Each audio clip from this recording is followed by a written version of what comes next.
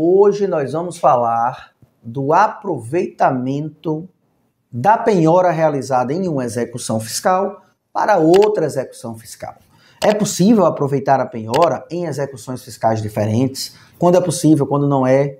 Se você quer saber tudo sobre esse tema, fique conosco até o final do vídeo e você ficará absolutamente atualizado aos últimos andamentos do Judiciário sobre esse tema.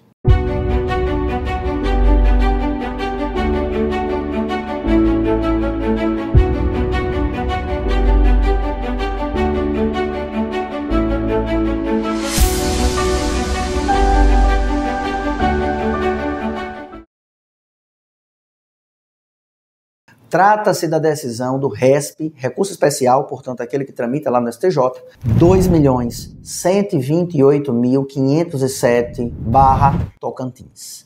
Isso mesmo. Esse recurso chegou até o STJ para discutir exatamente isso, se é possível o aproveitamento do ente público da penhora realizada em uma execução fiscal para que esse bem imóvel, que já estava penhorado, fosse automaticamente transferido para outras execuções fiscais. E aqui nós precisamos fazer o primeiro paralelo. Nós precisamos entender em que matéria de execução fiscal existem três entes que podem habitualmente executar os créditos tributários de origem. É a União, os estados e os municípios. Em se tratando da União Federal, trata-se do artigo 53, parágrafo 2º da Lei 8.212. Essa lei tem uma disposição especial no seu parágrafo 2º, vejamos. Efetuado o pagamento integral da dívida exequenda com seus acréscimos legais no prazo de 2 dias úteis contados da citação, independente da juntada nos autos do respectivo mandato, deverá ser liberada a penhora, desde que não haja outra execução pendente. Portanto, em se tratando da União Federal, não é possível dispensar a penhora realizada como garantia do juízo. Vamos entender bem isso. Existe a execução fiscal, ela tramitou, e um dos atos da execução fiscal foi apontar um bem imóvel que, eventualmente, poderia garantir a execução fiscal para que o devedor, ele mesmo que apontou esse bem imóvel, oferecendo uma garantia judicial, para que o devedor pudesse apresentar embargos à execução fiscal. Muitas vezes se exige a garantia do crédito para você se defender, pela via dos embargos da execução fiscal, principalmente. Então, o devedor que apresentou esse bem imóvel ao ente da União Federal, e assim ele fez a sua defesa, ou mesmo decidiu pagar.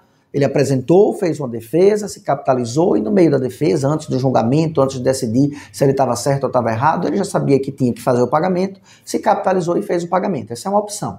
Feito o pagamento, automaticamente, nós imaginamos que o bem dado em garantia deveria ser retirada aquela penhora, aquela constricção judicial, para que o bem voltasse a ficar livre e desimpedido. No linguajar mais popular, para que o bem voltasse a ser solteiro. Mas isso não acontece quando a dívida é da União Federal. A dívida da União Federal, ela prevê que esse bem oferecido em garantia, ele possa ser utilizado automaticamente com outros débitos que a União está executando esse mesmo devedor. Até porque é muito comum que o devedor de um tributo federal também deva a outros tributos federais. Quem deve o imposto de renda à pessoa jurídica deve a contribuição social, deve o PIS, deve a COFINS. Então é muito comum que existam outras execuções fiscais do mesmo ente devedor. E por isso, em se tratando de União Federal, a previsão legal já estabelece que o bem dado em garantia não poderá ser automaticamente liberto da sua restrição judicial, da penhora constante nele.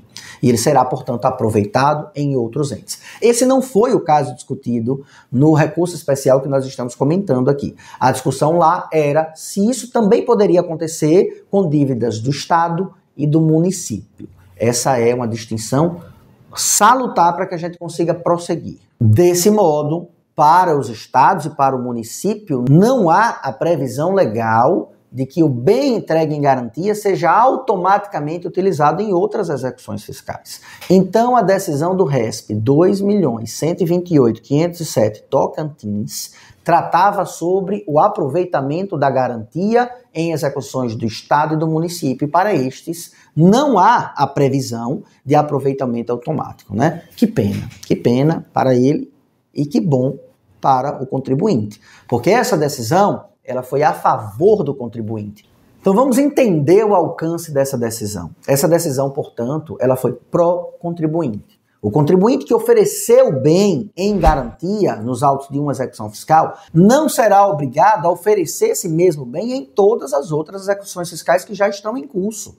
Desse modo, resolvida o problema judicial da execução fiscal, onde especificamente foi ofertado aquele bem, esse bem será absolutamente desimpedido e devolvido ao contribuinte para que ele possa fazer o que bem entender dessa garantia. Inclusive, dar em garantia em outras execuções fiscais, voluntariamente, mas não obrigado. Agora que você já entendeu o caso, uma pausa aqui no conteúdo, não se esqueça de se inscrever, compartilhar esse conteúdo e comentar as suas dúvidas, porque elas podem gerar os nossos próximos vídeos informativos. E além disso, siga-nos nas nossas outras redes sociais. Por lá nós temos vários outros conteúdos em formatos diferentes, muitas vezes que podem solucionar dúvidas que vocês tenham e também nos trazer ideias para a gravação dos próximos temas. Mas seguindo, vamos lá.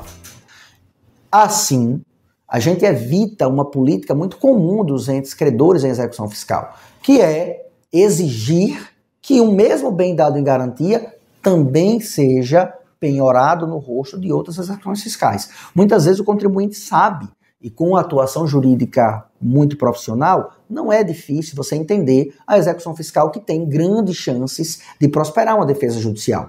Quando o auto de infração é nulo, quando não se praticou o fato gerador, quando você tem absoluta certeza de que você já recolheu aquela tributação e você comprova isso dentro de uma execução fiscal. Nessa execução fiscal, é razoável que você ofereça um bem em garantia porque você tem uma defesa efetiva. Na execução fiscal que você não tem defesas efetivas, não faz nem sentido você oferecer um bem em garantia. É muito melhor você procurar por um parcelamento dessa dívida tributária ou mesmo você procurar trazer em um processo administrativo um prazo para que você possa se organizar. A discussão administrativa suspende a exigibilidade do crédito tributário, mas muitas vezes a discussão administrativa naqueles autos não tem o objetivo de anular o auto de infração, mas apenas ganha tempo para que você possa se capitalizar e assim aderir a um refis, aderir a um parcelamento, aderir a um edital, oferecer um crédito público comprado, um precatório, por exemplo, comprado de terceiras pessoas, como compensação para os entes que têm o instrumento da transação tributária e da compensação estabelecidos em lei. Então veja que muitas vezes a defesa não exige a entrega de um bem em garantia. Um bem em garantia você faz quando você tem grandes chances de êxito. Portanto, desse julgamento nós tiramos a seguinte conclusão. Havendo previsão legal, o bem ofertado em garantia vai sim sofrer redirecionamentos automáticos para outras execuções fiscais do mesmo ente devedor. Isso acontece quando? Quando a execução fiscal é da União Federal, que tem previsão legal específica para isso.